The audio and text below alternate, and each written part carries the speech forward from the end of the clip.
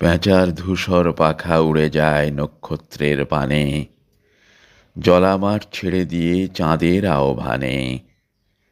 বুনো হাঁস পাখা মেলে, সাঁই সাঁই শব্দ শুনি তার।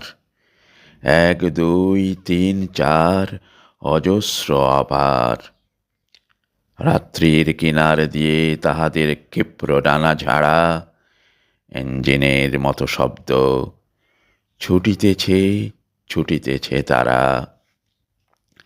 তারপর পড়ে থাকে নক্ষত্রের বিশাল আকাশ, হাঁসের গায়ের ঘ্রাণ, দু একটা কল্পনার হাঁস।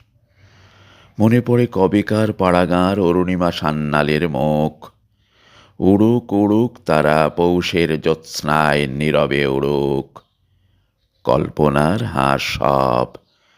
পৃথিবীর সব ধ্বনি, সব রং মুছে গেলে পর উড়ুক উড়ুক তারা হৃদয়ের শব্দহীন জ্যোৎস্নার ভেতর।